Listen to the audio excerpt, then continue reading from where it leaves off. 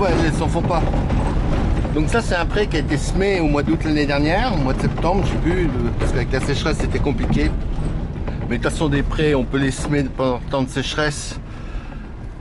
Les céréaliers qui n'ont pas l'habitude de semer de l'herbe sont beaucoup de soucis, mais en fait toutes les expériences qu'on a, même si on sème des graines à 30 degrés, tant qu'elles ne germent pas, elles risquent rien. Ce qui est un petit peu problématique, c'est si elles germent et puis qu'il y a 40 degrés derrière, mais ça se produira peut-être plus maintenant, on est quand même bien avancé maintenant, en 15 août ça va être bon.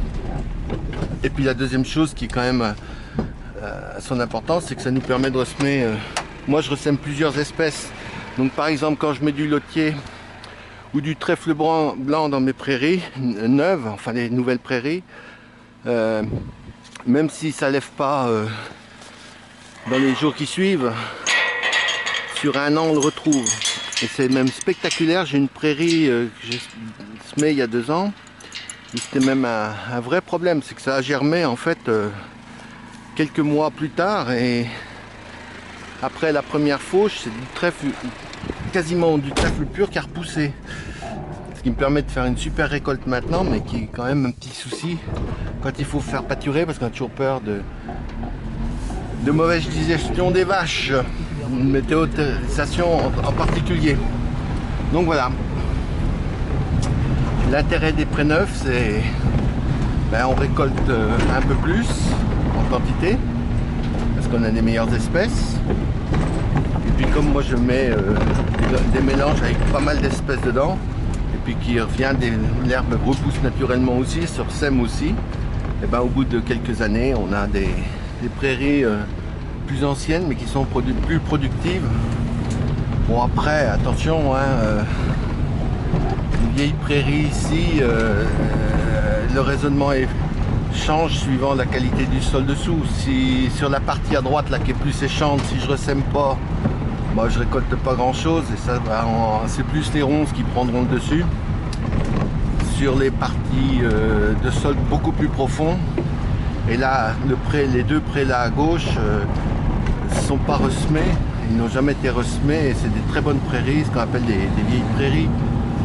C'est un peu compliqué, ça dépend du sol, ça dépend de la conduite aussi. La conduite a énormément d'importance, conduite de pâture, j'entends.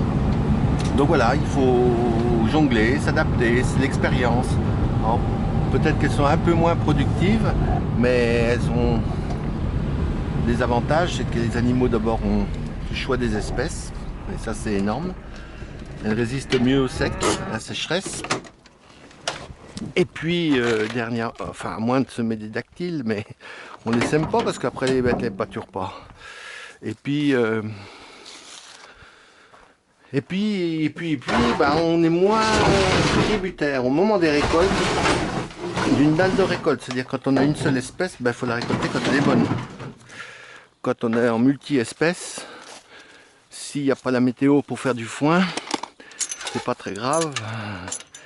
On perd en valeur sur certaines espèces, mais on récupère sur d'autres. Donc ça fait une bonne moyenne, et on fait rarement des mauvais foins avec des vieilles prairies.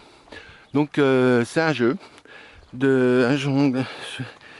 Moi je ressème pas tout, je ressème là où ça me semble nécessaire, et là où je veux garder quand même de l'herbe et pas des ronces.